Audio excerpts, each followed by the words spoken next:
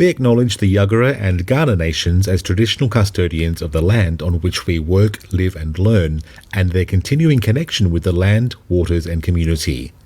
We pay our respects to them and their elders past and present. All content related to this program is for general informational purposes only and contains stories and discussions around mental health that may be disturbing to some listeners. If you are concerned about yourself or someone you know, please seek professional individual advice and support. More details are contained in our show notes. Last time on Reframe of Mind, we explored depression, having taken inspiration from 2021 Queensland Australian of the Year, Dinesh Palapana.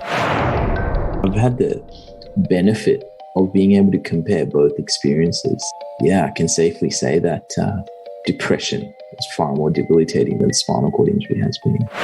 Something else that was prominent in Dinesh's story was his decision to back himself to become a doctor instead of a lawyer after having become quadriplegic due to a car accident. He knew from the core of his soul, even in the face of people encouraging him to take another path, that being a doctor is what he really wanted. This was his truth, and he persisted. I'm Louise Poole. And I'm Andy Leroy, and this is Reframe of Mind.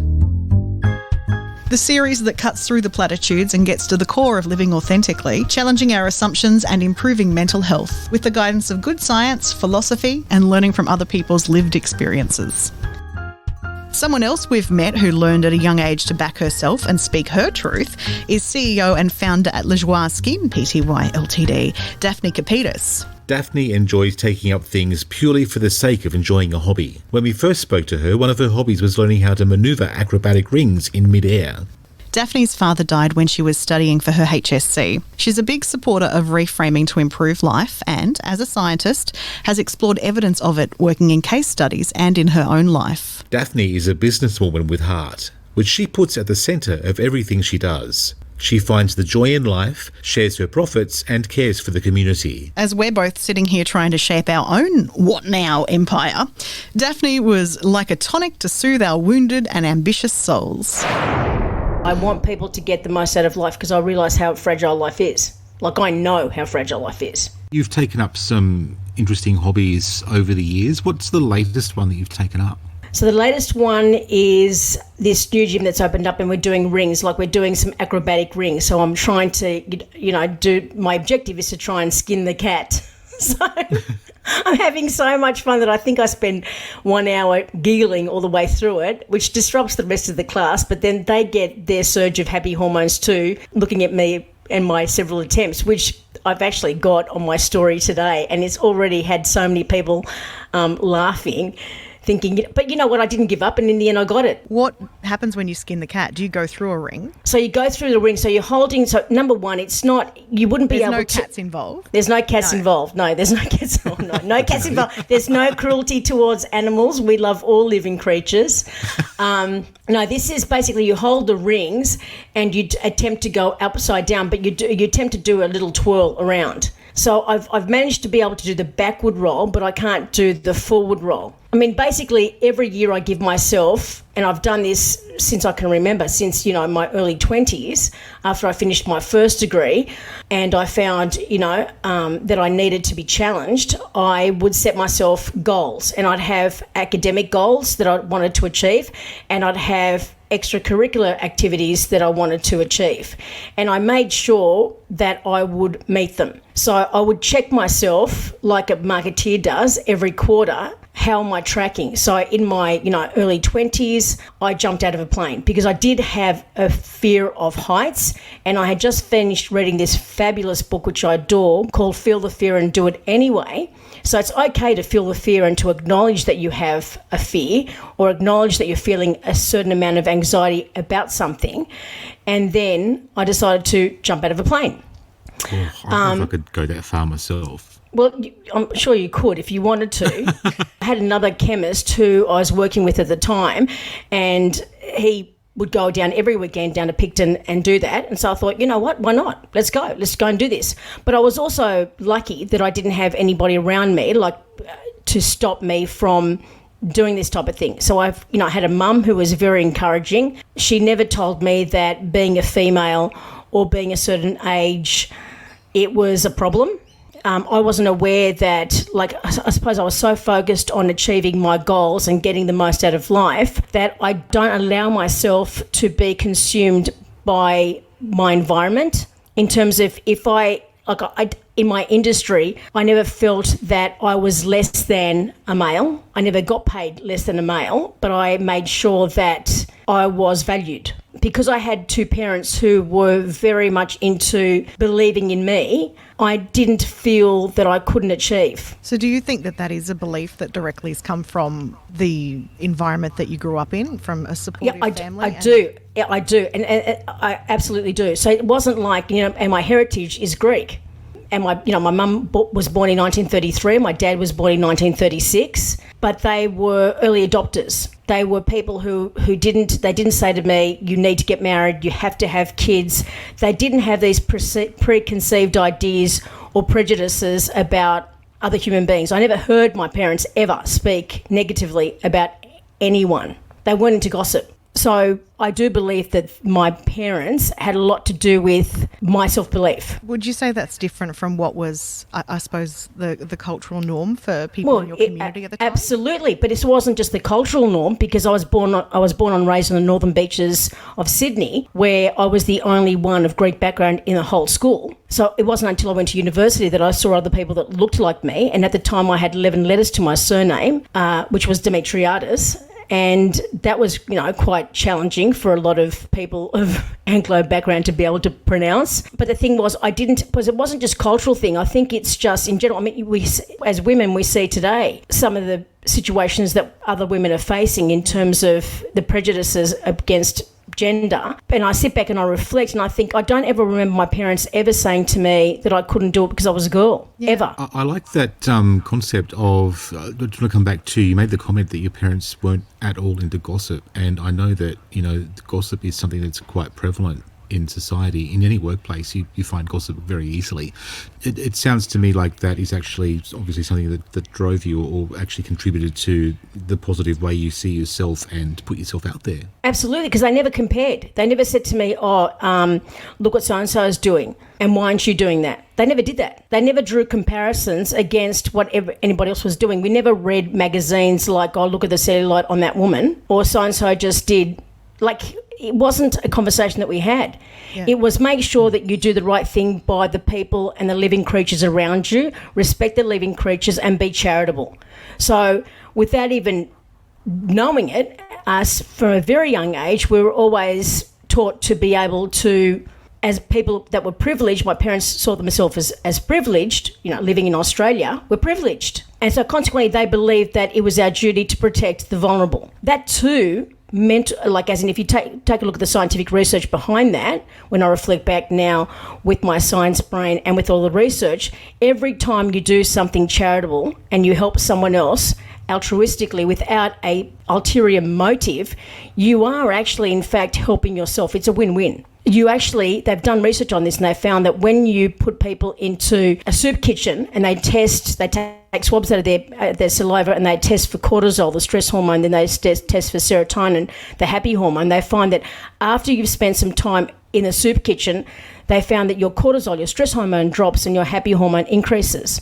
So I think holistically as a family, because their mindset was making sure that you've got your home in order first before you start pointing the finger at other people. I love that they had that attitude. So do I. I love that. Like when we're setting the picture, what era is this? Well, so I was born in 1966, so it was the 70s. So when there was, quite a bit of racism on the northern beaches of Manly, bearing in mind, black hair, 11 letters to my surname. One thing I adored about my parents is that when I'd come home and I had felt really bullied badly, they never ever blamed anyone. Their attitude was, Daphne, they don't know you. When they get to know you, they will love you. They're just coming from a position of ignorance and fear, but once they get to know you, they will love you. So I never retaliated. Yeah. Some people might think that's silly of me, and I reflect back now. How hard was that for you, though, to actually be in receipt of what you were receiving, but it was real fighting back? Well, it was. Well, I don't know if it's a personality thing or if it's the way I was trained. I didn't fight back, and I remember one thing which Okay, so my father died in the middle of my HSC, end of year 11. He left a mother that was quite ill, and she wasn't allowed to go to school where she lived in Greece because my grandmother had 17 births. She had her last child at 55. Wow. So my mum, being the eldest female, wasn't allowed to go to school because she had to look after all the siblings. Hence why my parents believe that education is power. Education's a power. So one thing they did reiterate was, as a female, you find freedom, especially when you are educated. That's where you get your power, through the love of learning.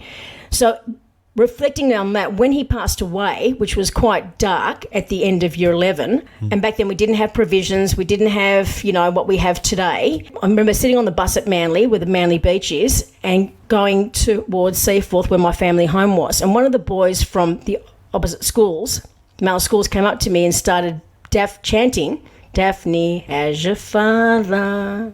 How's your father, Daph? How's your father?" He did it for 45 minutes. I sat there and I did nothing. I just looked at him and I breathed, because breathing is full-on empowering. I lowered my breathing, visualised that I was on a dance floor. I visualised my movements because I was performing. He was bullying me and taunting me, but you know what? In my head, I was dancing on stage. I had the audience clapping. I had sweat pouring down my face from the amount of dancing I did. So by the time we got to Seaforth, I got off the bus, went into the home, closed the door, and that's where I cried. Yeah. When I told that to my mum, she said to me, forgive him, he doesn't know what he's doing. The day will come that he'll regret that. Be the bigger person and don't retaliate.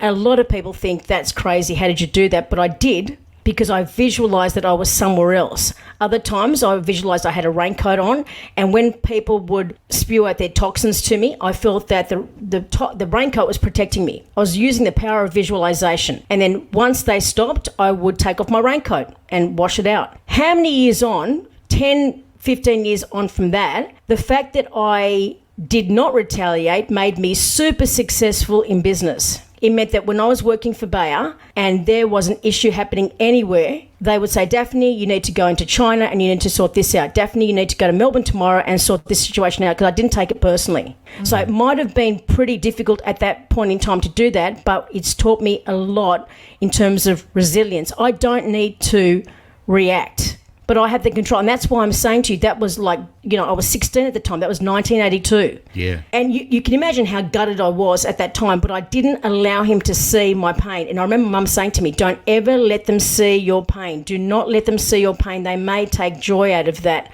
but do not retaliate. And that's the reason why I've said before that I do the things that I do because I'm wearing my raincoat. And if you laugh at me and if you think I'm an idiot, I really don't care, because I'm not hurting you. Unless if I'm hurting you, if I'm doing something where I'm being toxic to you, that's a different story. But if I'm not hurting you, then why should your opinion of me count? It might seem to an outsider that hasn't heard the whole story that by not acting, you're not empowered because you're ignoring it. But by visualising and placing the raincoat on, it's a very powerful, empowering act that you're doing, because you're placing yourself first and setting up those boundaries to say that no one's opinion besides your own is what matters, even when they're standing there spewing at you awful things on a bus ride. I find that empowering. And again, I'm not going to allow anybody to make me hate them. Yeah. And my mum would say that to me too. There's ancient Greek sayings that say whether somebody hates you or they love you, what you don't want is for them to feel sorry for you, right? Yes. Okay.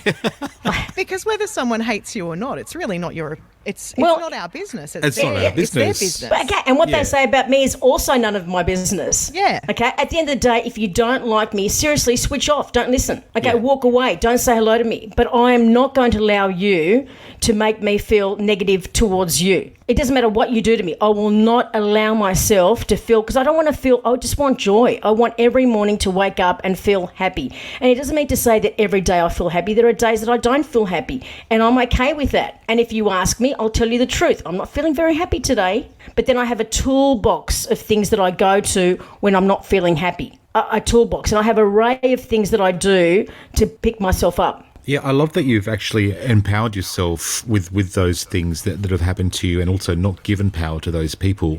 And you've turned that into success for yourself. I want to come back to what you were saying about your education as well, because you mentioned that you did your first degree, which kind of hints to me that you might have done another one. Well, I have. So my first degree is, so I wanted to be a fashion designer or a dancer or a singer. I wanted to leave in year 10. I wasn't very good at maths. Back then, they believed in fixed mind state, that I was a creative and I could draw, but my maths was really not okay. Yep. But then in year 11 and year 12, I had studied chemistry, biology and textiles and designs because, of course, I had done work experience with colours and Paddy, and that's what I wanted to do. My mum was a designer. I wanted to be a designer. But my love of chemistry and my curious mind meant that in the end I did a degree, a pure and applied chemistry degree at UTS. Now, at the time when I walked in there, because bearing in mind, I'm a dancer, I want to perform. I love fashion. I'd walk in there with red suits, red nail polish and black hair, and they used to call me the nanny, of course. Okay. Awful. Right? Awful. But like the nanny, you know the nanny? Did you remember the nanny on television? Yeah. Okay. You think it's Fran Right? Fine. Which is fine. I didn't care, right? Yeah. But the lecturers were like, you don't look like a scientist. You don't conduct yourself like a scientist. You need to wear safety shoes. You're wearing high heels. Okay, so you know what? They won the safety shoe debate. Yes, they did. I ended up wearing safety shoes in the labs, but I didn't take off my flamboyant red suits. In the end, I would give them my assignments and they'd say, who helped you do that? Because they assumed that being the way I was, that I didn't have brains. Do you see these prejudices? It's silly. Yeah. Like I didn't fit in the scientific norm. It's just silly. It's limiting on their part, not on mine. But in the end, and I remember once there was a subject called reaction kinetics, which is physics and chemistry. And one of the guys next to me said, you'll never pass this one. It's a 15% pass rate. Now, that is enough to drive me mad, okay? Tell me that I can't do something, and then I go, thank you for that. That's exactly what I needed. I needed you to tell me that I can't do that. Now watch me. Now, I never go back to the people. I never go back to these people to say, gee, thanks for that. Because of you, I got 95%. And I remember the lecturer walking in saying, Daphne, Demetriadis, reaction kinetics, stand up, 95%. I blitzed it. I couldn't believe it. But I never told anybody that behind the scenes my brain was hemorrhaging from okay. But it's like any performer. No performer tells you how hard the rehearsals were. When you go and watch somebody perform, you're mesmerised by what they are doing, how they're entertaining you, how they're taking you to a different place. It's exactly the same thing. They don't sit back telling you just how hard this was to make this performance look as great as what it was. The same was this. I didn't tell anybody. So when I finished from UTS and my science degree, the first year I worked as a chemist for Avon, which was quite a big skincare beauty company at that time.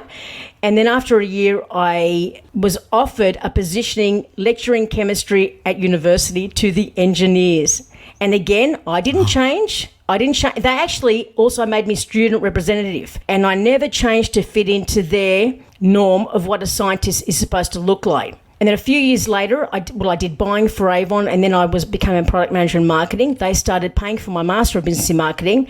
So I ended up doing a Master of Business in Marketing in my late 20s. And then later on, when I got married and had kids at 43, when my daughter was at kindy and my son was at preschool, I went to Adelaide, the University of Adelaide, and did a graduate certificate in sustainability. That's incredible.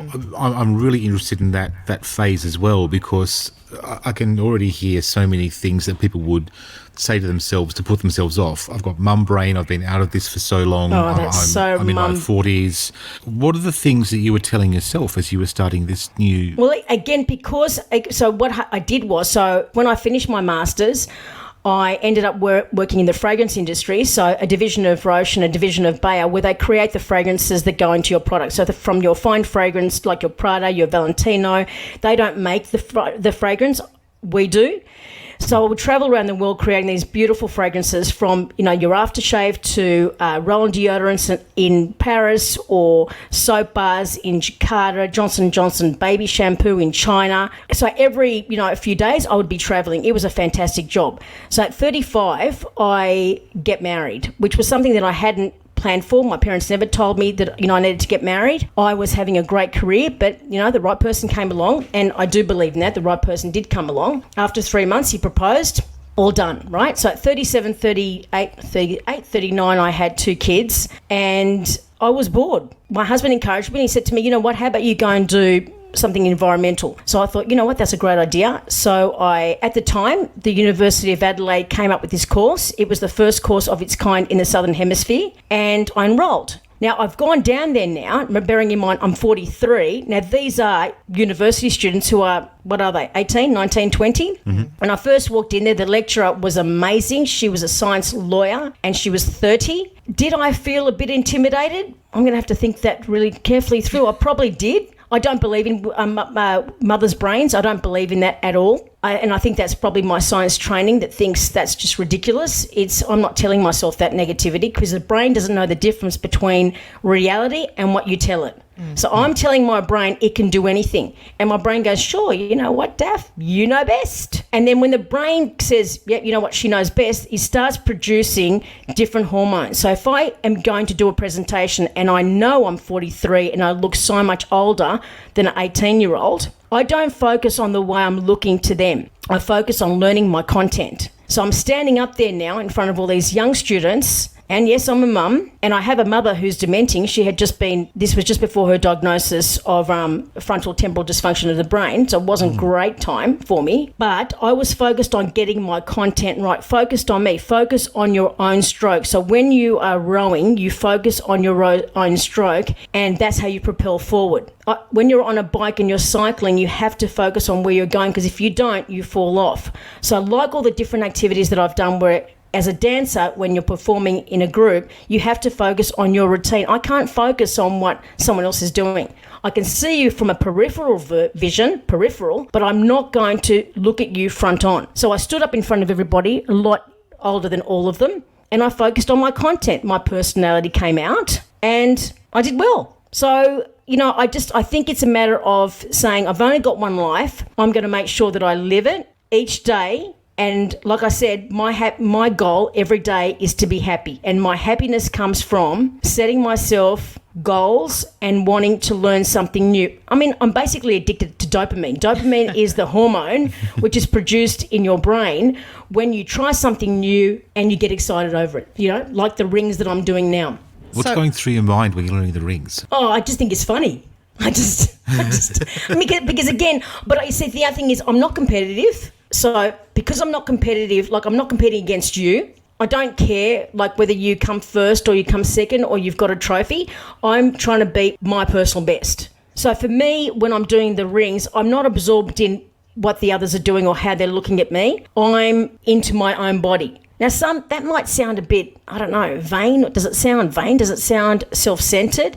I'm trying to live the best me, the best version of me. I think that comes back to the things you'll hear often when you take a yoga class, or if you're doing a Buddhist meditation, they always say don't compare yourself to other people because everyone's on their own journey. That's exactly right. And I think it goes back to what we talked about before. My parents did not tell me, what so-and-so is doing or what so-and-so are going to say about you. Or, you know, do I have an opinion on what Meghan Markle and the royal family? I don't have an opinion. I don't have an opinion on what some celebrity is doing. I don't have an opinion on what you're doing. As long as you're not affecting my life, why should I care whether you like sushi or not? As long as I don't bother you and my behaviours aren't hurting you in any way and my words are nurturing and inspiring to you, then why should I involve myself in what somebody else is doing? And so I think that there is the critical point. The fact that if we just focus on what we need to do to keep happy, because then you create a domino effect. So, you know, I read this fantastic book in 1995 called 7 Habits of Highly Effective People. Yeah. At that time, I was studying my master's. I was going for a job at Roche. So I've read it again as a mum. There's a version of it for kids, 7 Habits of Happy Kids. The habits are the same. But basically, it's a matter of me trying to get the best version of me. So one of the rules in the book was, one of the habits was, begin with the end in mind. Alpha and Omega, which is the first letter of the Greek alphabet and the last one. What do you want to achieve at the end of a day? What do you want to achieve at the end of a quarter? Whether it be in your professional life or whether it be in your social life, what do you want said on your tombstone? This was 1995. And at that time, it was clear to me in my late 20s that I want on my tombstone to say, Daphne inspired people. That I wanted people to, every time they came across my path, that they felt joy within themselves. So I have to live like that every day if that's what I want said on my tombstone. It's got nothing to do with how many degrees I've got or how much money I earn. It's got to do with how did I make you feel? And I believe that if I am to achieve that goal, then you have to be happy within you, Andy, and you have to be happy within you, Louise. Because then it creates a domino effect. And scientists have proved that anyway, that our environment, the ancient Greeks also say, tell me with who you hang around with and I'll tell you what you are. So if you're hanging around with people that are toxic, it'll rub off. I don't enter conversations when people gossip, for example. You know, I won't do it. You will not drag me into it. If I see things on social media that I don't like, if I have nothing good to say, I will say nothing. I won't go into, well, you know what? That's not true. Those stretch mark creams don't work. It's BS. It's that amazing ability that we have to just keep on scrolling. That's it. We don't have to comment on everything. We don't have to comment on anything. Opinions. No, we don't have to. It's and that doesn't mean to say that I won't. Like if you ask me, I will. Yeah. You know, if you ask me, I will give you my opinion. But I'm not going to dive into your feed and tell you that what you're doing is wrong. It's none of my business. Because that book, The 7 Habits of Highly Effective People by Stephen Covey, I love that book. Oh my gosh, it's the big thing that I always took away from that and remembered was the relationship bank, which is that you basically invest points with people and you keep building this positive relationship, and so much as that you never withdraw more points than what you've earned, then people will almost always be favourable to you. Yeah, it is. Yeah. I think it's, if I had to, and that's why I'm saying it as in from 1995 till now, 2021, if I had to make one book compulsory, it would have to be that book. Oh, well, I love it. I think it's fantastic, and it's so easy to, begin with the end in mind, create a win-win. It's not a matter of, and I remember, being a buyer and negotiating with suppliers, and it wasn't, I'm big, powerful Avon and you're like absolutely nothing, so you're going to do what I say. It doesn't win because at one stage that supplier is going to go, you're just too hard and I'm not going to work with you. So whether it be in a business relationship, I always try to find a win-win so that everybody feels that they're getting, and it just means that we need to compromise. Compromise is a beautiful thing. It doesn't mean but it depends on what it is, right? So I won't compromise my values, but when it comes to trying to meet in the middle, I don't think that's such a difficult thing to do, even though some people find it difficult to do. I think it's important to respect the other person's needs too. So what would be your definition of success? Because it's not about money and it's not about accolades. Well, I know it's not about money and accolades because my father had, built quite a big home, waterfront on the northern beaches in Seaforth, and he died 2 weeks after. And I can tell you it made us extremely unhappy. So I knew at an age that, and it attracted too much attention, and it attracted a lot of negative attention, and I would shy away from that. I actually used to find it quite embarrassing. For me, success is waking up in the morning and feeling happy. So basic. See, that's it, happy. And when I say that to people, a lot of people have criticised me over that one and said, well, aren't you ambitious? Yeah, I am ambitious. Absolutely. I'm very ambitious, but I want to be happy. So I will never put myself in a position where I will not feel happiness. That's incredibly important to me. And I don't think, and money doesn't do it. And of course, we need a certain amount of money to be able to eat, to be able to travel when we can again, to be able to have a home. Of course, we need a certain amount of money, but I don't need excess. I don't need to be wearing the designer bag and the designer clothes. It really sounds like people are conflating the idea of success or ambition with competition. That's what I think too. And again, it's because they're looking at the Joneses. And the thing is, when you do that, and I decided not to, and where it actually was really obvious to me was when I became a mum. When I became a mum, I was in my late 30s, and I had, gone to mother's group, and I found that quite confronting, more confronting than standing up in front of students at the University of Adelaide at 43. In what way? Well, because they were so competitive. My child's just had its first solids. My child just did its first whatever. I just got these diamond earrings for the birth of my child. So it was just the whole thing, the whole conversation I found competitive. And it wasn't nurturing for me. And it wasn't stimulating me. And like I said, and the thing is, if I'm excited about the next door neighbour's brand new Merc, that Merc in a year's time will end up being 1 year old.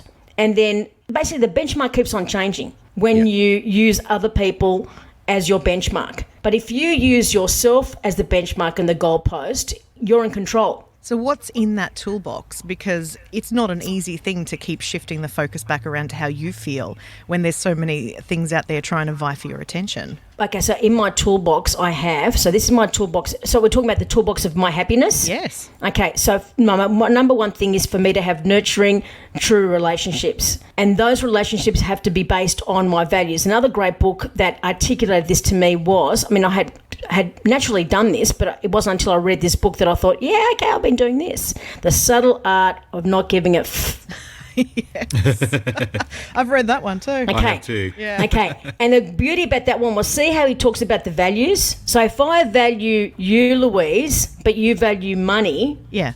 that means when an opportunity arises, you, in our relationship, will throw me under the bus over money. Because you value I'm sorry. Okay.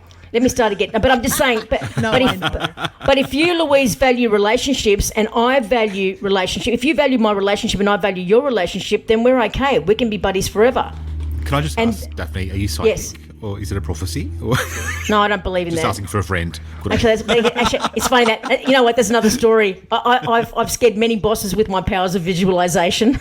That's another story. That's another story. Sorry, I didn't mean to interrupt. No, but that's okay. But I have. It's funny because I used to visualize car spots all the time. I was a big nightclubber in my 20s and 30s before I married a non-dancer. I did that. Pardon? Go Yeah, on. and I visualise car spots. Car spots, yep. And I'm I can always perfect get a at great it. car spot. Oh, Yeah, same. Andy, always. I'm telling you, I will take perfect. So then what? I think I was 34 that I thought, I need to use these powers of visualisation to something more substantial.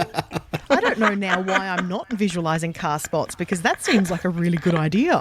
And You I'm know tell- what? Why It am I works. just I think I'm wasting crazy. time waiting for a car park? Because I No, drive no, into never. the city You and visualise. I'll say to my partner, we're going to get a great spot. And if I let him get into my head too much and say, no, don't be stupid, just go here, then the spot doesn't appear. But if I don't actually talk about the car space and I visualise it and I go where I intend to go, there's a car spot there. Yeah, but you know what? That's exactly Without fail. what you said about your partner, right? Okay, Yeah. so if I've got somebody in the car that's negative, Yep. I go, listen, I have been visualising this car spot, and, you know, in Sydney, they're very rare. Yeah. Okay? Yep. All right? Clearly, I'm not finding a car spot. There's someone negative in here. I've got a non-believer in my car. Get out. Go. Get out of my car.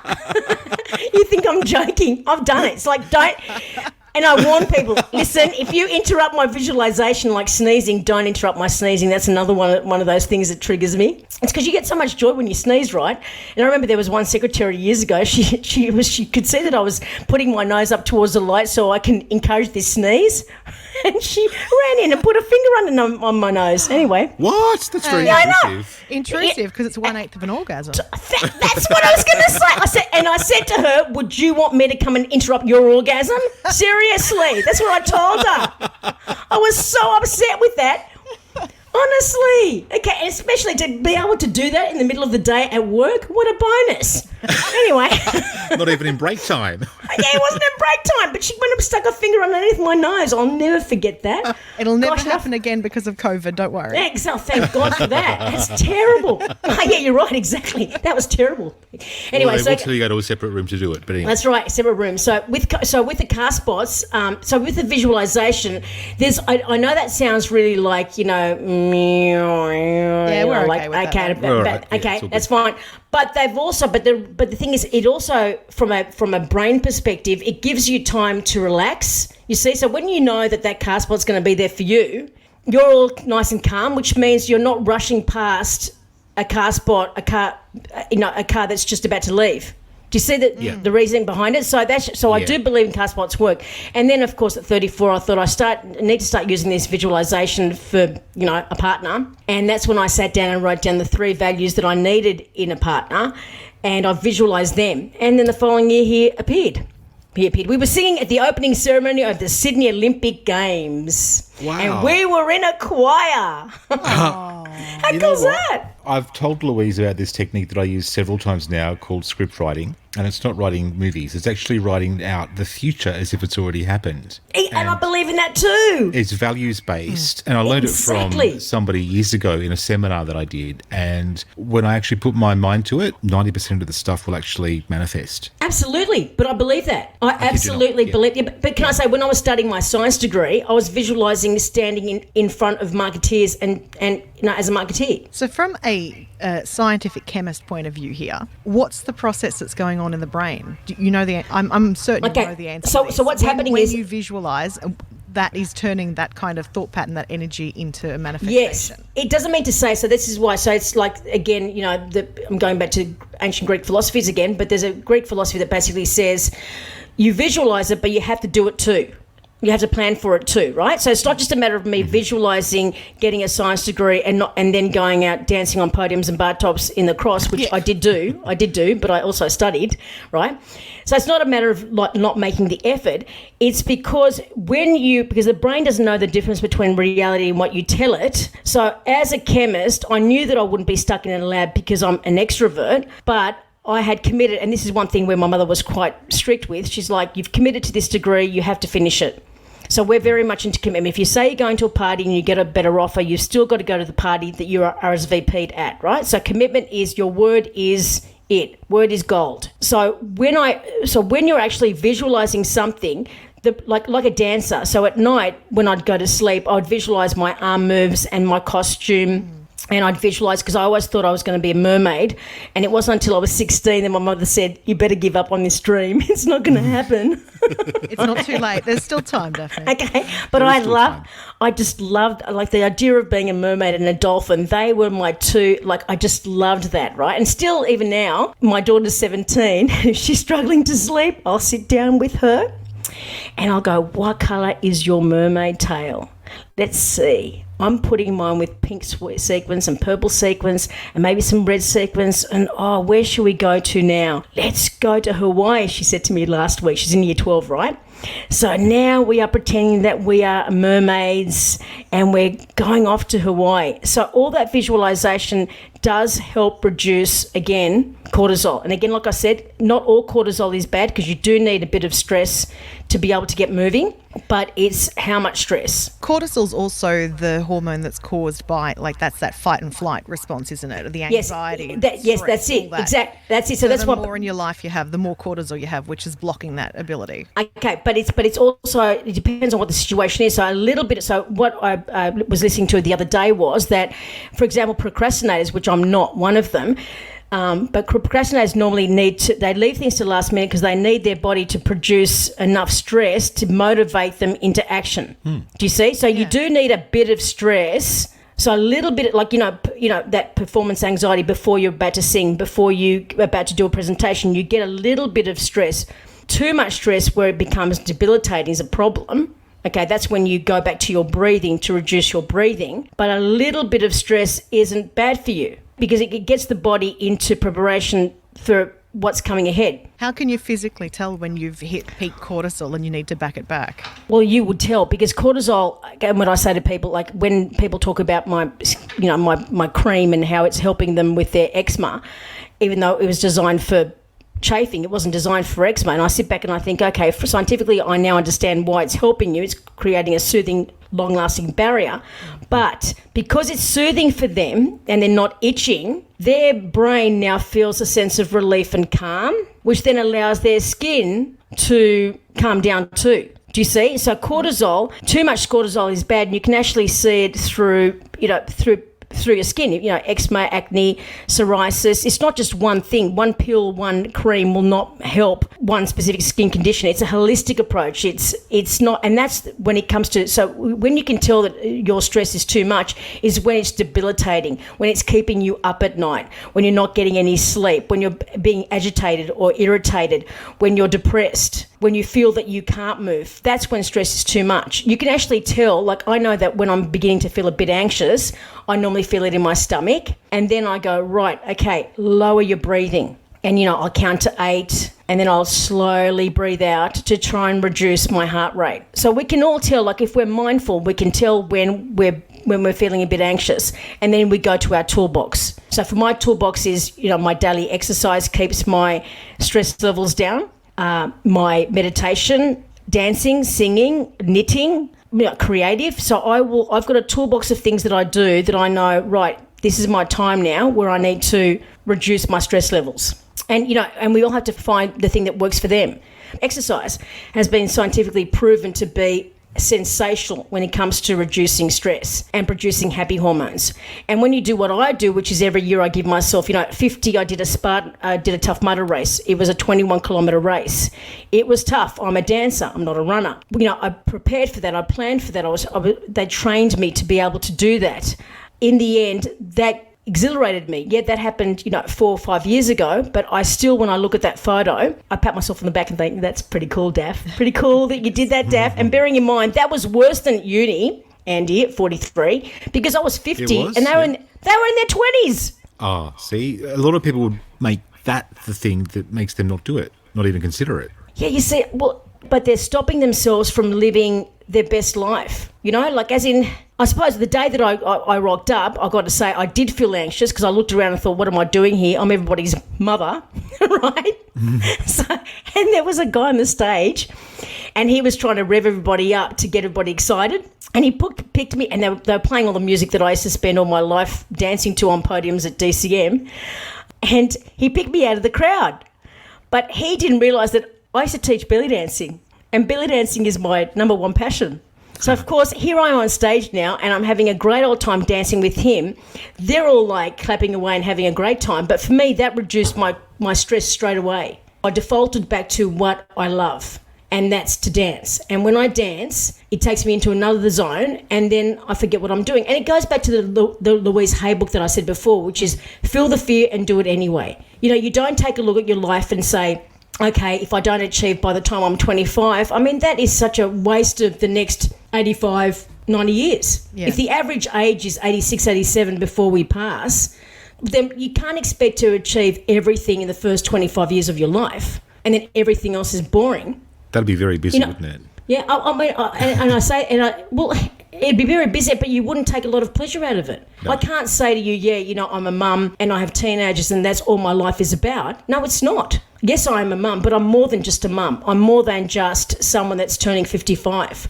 I'm someone who gets excited about little things like, when I go past Mr. Lincoln Roses, and Adelaide's got the most beautiful rose gardens, I will stop and take pleasure in that. I will not go past jasmine gardenias or Mr. Lincoln's and not stop.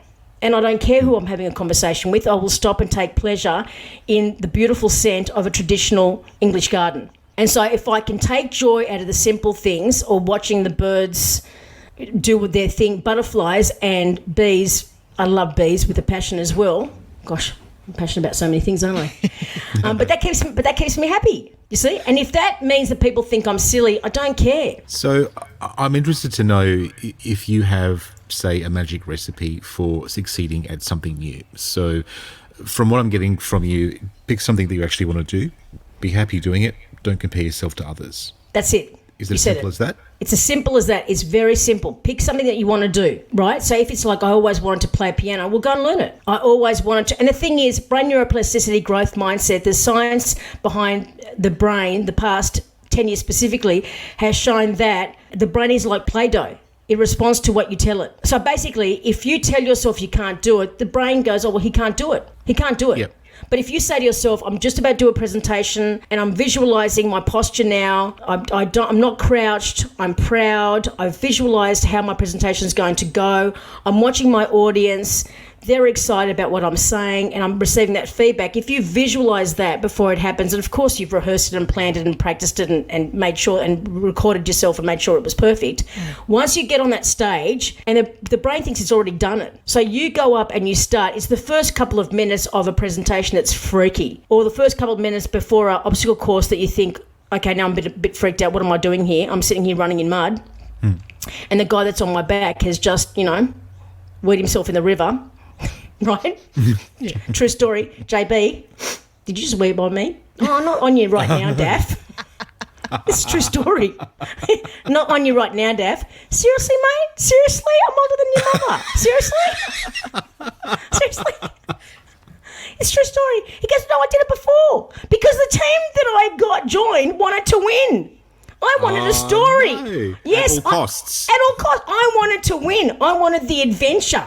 Okay? That You got, the thing well, you is, got that. but JB never told me that. He goes, oh, listen, I said to him, because I rock, that's another thing, right? Remember how I said to you, you've got to be in an environment where people believe in you? So I had joined this new gym. I had turned 50. He comes up to me and he says, we're doing a Tough Mudder team. Would you like to join? I say to him, I'm a dancer. I don't run. He goes, no. I can see how strong you are because I've done weight training for 31 years, right? How about you just join my team? You're funny and you're focused. Funny and focused doesn't get you through a 21-kilometre obstacle course race, by the way. Okay? So then I take a look at the other team and I've gone, what am I doing here? They're so competitive. Oh, my gosh. So there was a time where I felt overwhelmed thinking, what am I doing with all these psycho-competitive human beings? This guy trains the seagulls, the manly seagulls. What's he doing with me? Right? But he kept on reminding me, you're funny and you're focused. You're funny and you're focused. And he had a program and I was trained. I was trained to it. So on the day, we won. We were the first team at the time I was part of Virgin Active, that won. And every time we ran past a drink break or a meal break, my team ran past each one. I'm like, hey guys, what about a little bit of a break? Hey guys, I'm not here to win. Oh, we are. Why didn't you tell me that 4 months ago? You tell me that today. Now I'm stuck in here. And do you know what? Would 5 you have years done on, it? would I have done if If If you knew they were being competitive. no, nope, no way. No way. Because they want to win. I don't want to let them down. I'm the one that when they were doing netball at school and they were picking teams, it'd be like, okay, I'm in teams now. Okay, right. Okay, you're goalkeeper, you're blah, blah. Oh, listen, I had Daphne last week, okay? Right? I don't want Daphne again this week because, hand-eye coordination. So I remember that feeling as a student thinking, wow, you know what? I'm really not competitive. So if I knew they were that fiercely competitive, I wouldn't have done it with them. So it is picking the right environment. But where I was lucky was that JB saw something in me that I couldn't see and he didn't let on. Like he didn't tell me that he was there to win. And at the time I didn't realise that he was, one of the coaches to the Manly Seagulls, did I? But since then we've done Spartan races together. We've done Raw Challenge. Every year he sets up, different things for us to do. And I'm still training with him. Are they still competitive in that training that you're doing? Oh, they'll never change. They will never change. They are competitive. But the thing is, we're friends now. We all go out and we all are like a very tight-knit group. But the thing is that they're still who they are. They didn't change. I'm still who I am. I haven't changed. And we have fun. So I think, in the end, even though they are super competitive, it means that my fitness level is higher than what it would be if I weren't part of their team. Do you see? So that's what's happened. And the other thing that's important is that, and I try to say this to my kids, when I was doing my Master of Business in Marketing, I made sure that I picked teams that my weaknesses were their strengths. Yeah. Do you see? So my weaknesses were their strengths and I could learn from them. Now, the other thing is when we talk about keys to success, it's not being arrogant. I'm not proud, and that is critical. So yes, I'm not competitive. I'm not benching. I'm competitive against me, against my goalpost, against my benchmark. I'm not competitive against you. I don't care what you do, right, as long as you don't affect my mental health. But I think the other thing is I'm not arrogant. I'm not proud. So if someone says to me, this is how you can improve, Daphne, then I will take it on board. I'm a good student. Yeah. And that's why when I formed my team, I formed a team based on my weaknesses so I could learn from them. And so that's what I do. So I am the weaker link in that team. They don't mind. Oh, my fitness level is higher because I need to at least keep up with them. Now, that's a reframe in itself. I heard you say you're the weakest link in the team and they don't mind. I don't mind. I don't care. And normally the phrase goes, a team is only as strong as its weakest link. So that's very different to what's happening in your team. I suppose they probably wouldn't pick me if they were doing this professionally, but I think clearly they get something out of me I think they get the attitude out of you. That's it. I think they do. I think they're getting a lot you're- more out of it than you know. Yeah, you're there motivating them whether they know it or not to be the best version of themselves. When a trainer is trying to correct your move, a lot of people don't like that, whereas I don't mind. If you're there and you're focused on correcting my deadlift, then how clever am I? So it means that I'm getting a little bit more attention, but then I'm improving on my technique. And it's maybe also the trainers can see that it doesn't bother me when I'm being corrected. And then I laugh at myself, right? I think it's really funny when I finally do it. Like me doing the rings last night, I was giggling all the way. When my legs were up there in the ceiling while my arms were in the rings, I thought, this is so hilarious. Meanwhile, my core is like switched on so I don't fall. So I do have, it's true, but I do. And I think taking the mickey out of me is fantastic. That's another thing I think, but if I had to add a recipe, it's not taking yourself seriously. I think a sense of humour is important. And when I look around me with people that I find that are going through trauma or grief, you know, life is challenging for all of us. No one's going to come out of this, you know, alive or scot-free. Everybody's got a cross to bear. So for me, it was, you know, my father passing in the middle of my HSC. To some of my other friends now, they're going through a divorce. They're going through separations. I can see other people losing their parents in their 90s and they're still feeling the same amount of grief as probably what I would have felt when I was 16. So every single one of us has got something to deal with. But at the end of the day, and pretending that everything's okay, well, I don't do that. I think it's a waste of energy. I'd rather be honest, and then that way I can get through my grief faster. So I think pretending that something's not bothering you when it does, I think it actually causes long-term damage. So for me, a sense of humour is imperative. I think that if you can find humour in something somewhere, that's why, you know, comedians are some of my favourite performers. I love them because I think what they do for us is fantastic. You know, being able to laugh at something is just one of the biggest pleasures of life. So if I can keep on doing the rings and and laughing at me, I think that's just fantastic. I'm 60 years old. I'm not really, but I'm 60 years old and I'm thinking about taking up piano. And I say, Daphne, I don't know whether to do this or not. I'm feeling a bit old. I think I'm going to send you. I think you have to do it. You've got to do it right now. You get off this from me today and you sign up. It's never too late to learn. The scientists have proven this. It might take you a little bit longer than what it would have if you were 10, but because the brain doesn't stop learning, it might take you a little bit longer, but where the age actually benefits, and you find that one of the girls that I train with, she's 40 and she's a celloist, and she completed a 24-hour endurance race 2 weeks ago, and they won. That was phenomenal. 24-hour true grit. And she's 40. She said the beauty that we have, Daphne, is the discipline that comes with age. So your brain neural pathways might not be as agile as a 10-year-old trying to learn the piano, but you have the discipline of someone that's older. So it's not all that bad, you know? What you lose in one area, you pick up in another? Exactly. So when you take a look at holistically, because we are, you know, an ecosystem, we are Gaia, we are all interrelated. We try to separate things when we're actually a whole. So what I do today does impact my environment. And of course, Adelaide, South Australians have known this for a lot longer than the rest of us. But whatever I do today will impact you. So if I'm negative and toxic to you, you will be impacted. And the same goes with, we can't isolate things, whether it be skincare.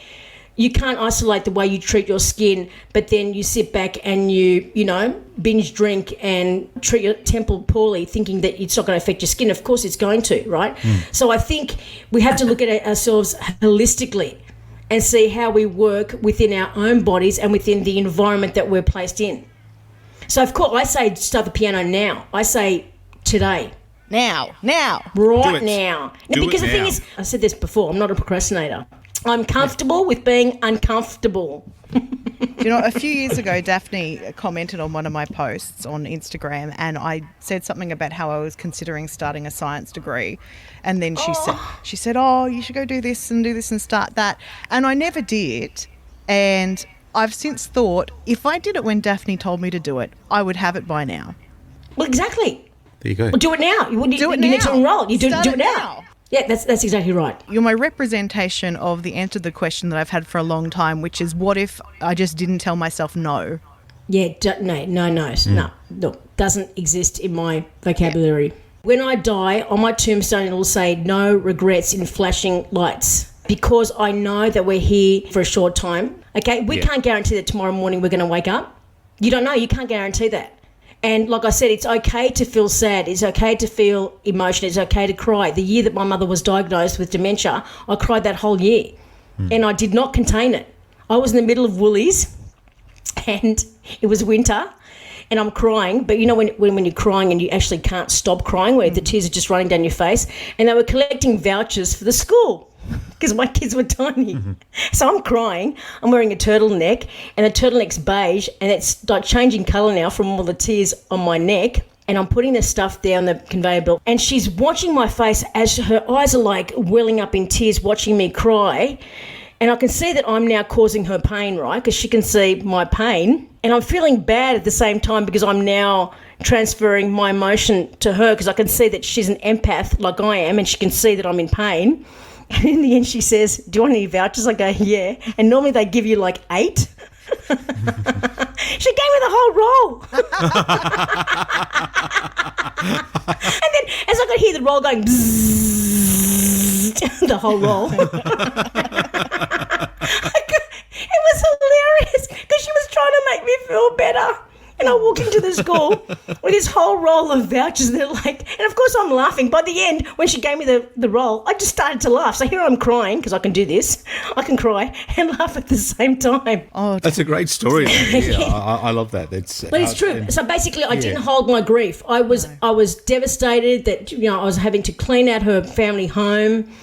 Yeah. The family home that my father had built, that he only lived in for 2 weeks and then he died, right? And here I'm cleaning out her home and she was a hoarder. Oh, boy. It was extremely difficult and I had 2 young kids, but I didn't suppress my emotions. I allowed myself to cry. And at the same time, I did go to a counsellor, a wonderful human being who gave me the tools to be able to set boundaries, to be able to help my grief. Because, when somebody is diagnosed with something like that, it is a slow death. Yeah. And the thing is, with grief, I've got to say, because I've had a few people say to me, I've had my kids say to me, don't you ever get over this, Mum? Like, these are young kids, like when they were 8. And I said to them, you don't get over grief. It's part of you. Yeah. I am who I am because of the grief. You just learn to kind of fold it into your personality. And you do. And I'm not ashamed of talking about it. I talk about it. And I think where the cultural background does help to grief, actually given times in the Orthodox calendar to grieve. Yeah, so it's quite scheduled. It's scheduled. Okay, so it's like, they do 40 days, they have 3 months, 6 months, and every year on his anniversary, we have a memorial service for my dad. And then people will come up to you and, they'll discuss it and they'll give you an opportunity to talk about it. So it's not seen as such a negative thing. It's not like, the person just died and we're not going to discuss him again. Yeah. Right? So I think with grief, you learn to live with it. And again, as long as whatever is happening in your life is not debilitating, that's when you need to get help. There's a lot of things that I have learnt from, going to counsellors and learning how to set boundaries. That was a big one for me. Setting boundaries was huge. I love a good counsellor. I love a good counsellor. Oh, my gosh. Someone who'll listen to me talk for... Oh, my gosh. Well, the thing is, my counsellor actually gives us tools. And so that's what I absolutely adore, the tools to be able to say, right, there's certain situations that you will get anxious, Daphne. We're going to call them a fire drill. So if you're going into a family event where you think you may get anxious, think about it. Like in an hour and a half, if they start drinking and they start becoming toxic, what do? You leave. Do you see? So they're fire drills. Yeah. I love that. Okay. I think that's fantastic. Thanks for talking to us today. It's been awesome. Okay. We're so appreciative. Next time on Reframe of Mind, we'll dig a little bit further into the uncomfortable territory of grief and family dynamics with Scientia Professor Joe Forgas, AM. What I'm really mainly objecting to is the kind of ideologies which say you've got to be a member of this group because of the accident of your birth.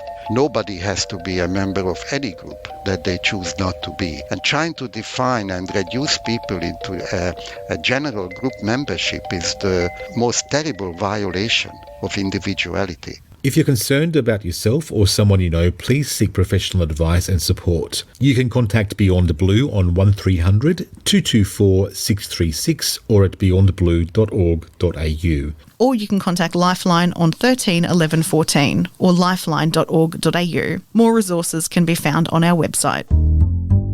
We'd like to thank today's guests for sharing their personal stories and insights. For more information on any of the subjects, guests or references used in this episode, please see our show notes or reframeofmind.com.au. Reframe of Mind is a Welcome Change Media production.